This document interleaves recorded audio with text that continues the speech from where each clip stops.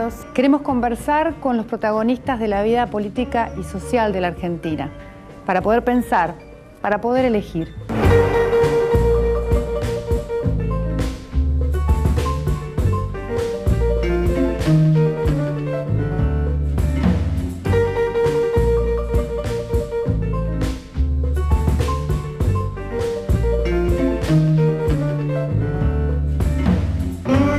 Que a mí me gustan las cosas claras, ¿no?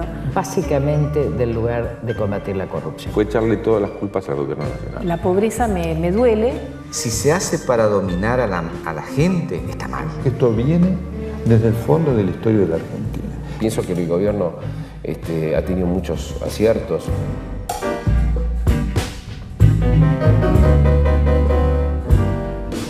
¿Cuál es el lugar donde vos no te querés correr? ¿Qué es ¿Cuál es la Del línea? lugar de la República, del lugar de la transparencia, del lugar de la ética, del lugar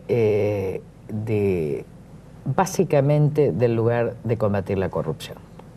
Entonces, ¿a qué nos quieren obligar? A hacer alianzas corruptas. En la Argentina no hay que saber en este momento para gobernar, dominar o pactar, entre comillas, con sindicatos, saber manejar los piquetes, saber uno puede las tomas, conducir es una y nueva manejar figura. sin ser corrupto.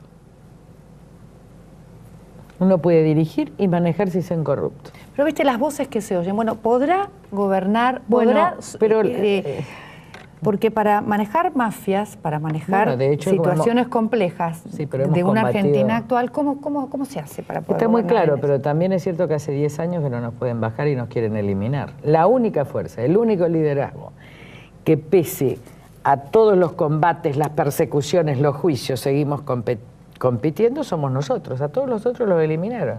Tu último libro, acá lo tengo, Nelson, Bueno, Rivales, habla de la confrontación como una forma de construir poder en la Argentina, como una forma que viene desde hace tiempo, ¿no? Unitarios y federales, peronistas, antiperonistas, kirchneristas, antikirchneristas, ahí había y hay y sigue habiendo un odio que es el que quizás le dé razón a esta lucha por el poder. ¿Por qué se te ocurrió generar este libro? ¿Te preocupa Por el esto tema? mismo que vos marcás. Es decir, el tema de la confrontación de tipo personal, porque no es el debate de ideas, por eso es la confrontación. La confrontación habla sobre todo de lo personal. Cuando hay disputa de ideas, vos tenés debates, discusiones. Esto que nosotros hoy vivimos en la Argentina, que nos impacta muchísimo, porque no solamente hay esta confrontación de kirchneristas, antikirchneristas, vos la ves en todos. Ves lo que pasó con Alfonsín, Cobos, Sanz, las dificultades que tiene la oposición. Sí. Donde vos decís, ¿pero qué debaten? Tienen tantas posiciones diferentes, no debaten posturas personales. Siempre creemos que viene de ahora.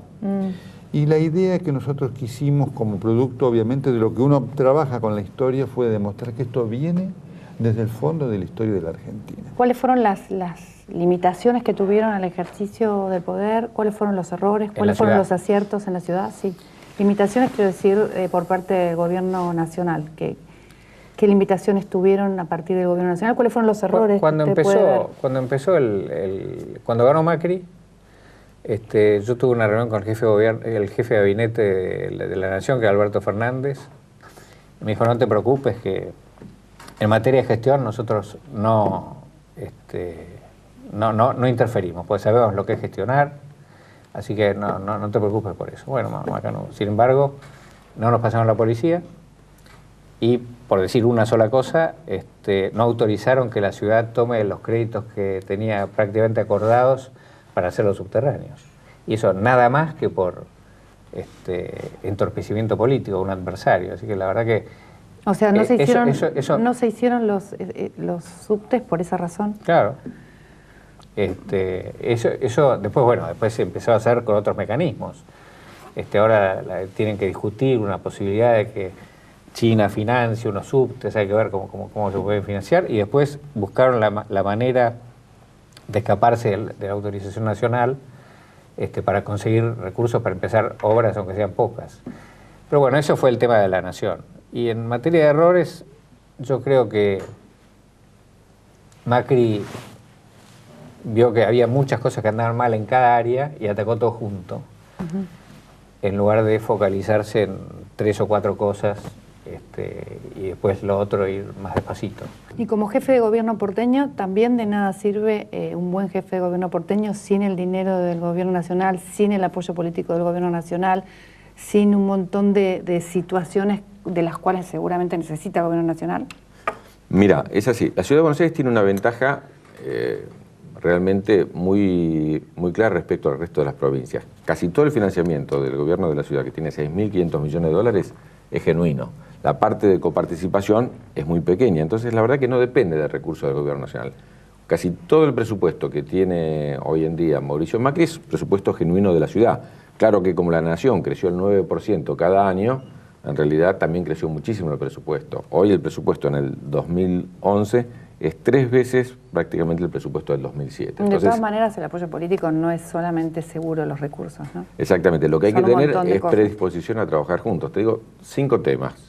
Vos no podés resolver los temas del gobierno de la ciudad, de los que vivimos los porteños y las porteñas todos los días. No podés resolver, por ejemplo, el tema del tránsito si no te sentás con la nación y con la provincia de Buenos Aires. De 136 líneas de colectivos, 25 empiezan y terminan en la ciudad, el resto son interurbanas y hay que sentarse a discutir. El tema del ferrocarril es nacional, la administración de los subtes es nacional, el subte E que se está haciendo en Leonardo en Alem es nacional, lo está construyendo la nación.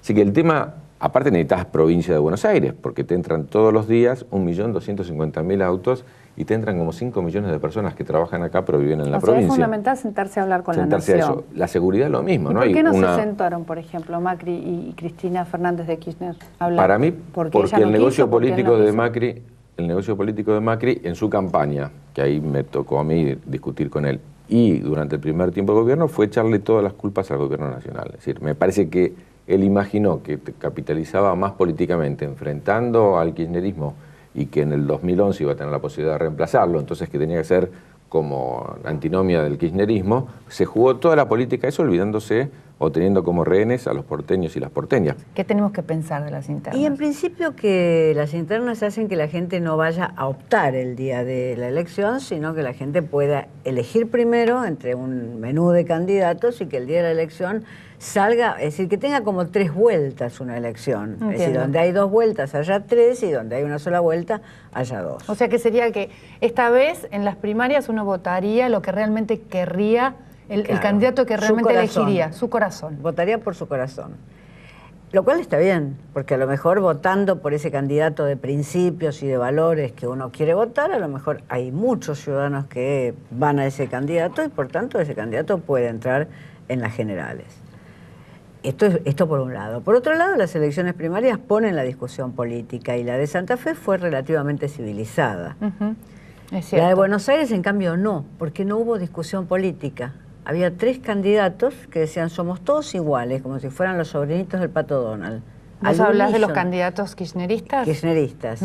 Filmus, Tomada y Vudú hablaban como los sobrinitos del Pato Donald. Al unísono decían todo el tiempo las mismas cosas y era completamente incomprensible por qué estaban yendo a elecciones internas. Bueno, no elecciones internas, la única electora era la presidenta de la República, claro, digamos. Pero lo que era incomprensible es que todo el tiempo decían que eran iguales, que apoyaban del mismo modo al gobierno, que tenían el mismo proyecto, que ya habían acordado el programa. Entonces, uno miraba eso y decía, ¿para qué? ¿Para qué? ¿Y para qué? ¿Y qué podemos analizar?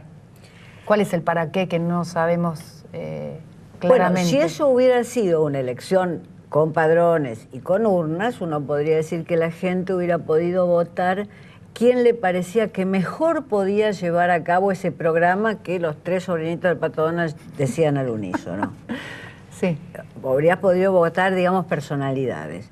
Pero como la única electora era la presidenta, en realidad se gastaban 8 millones de pesos en carteles absolutamente para nada. Los resortes del Estado son muy poderosos, son muchos.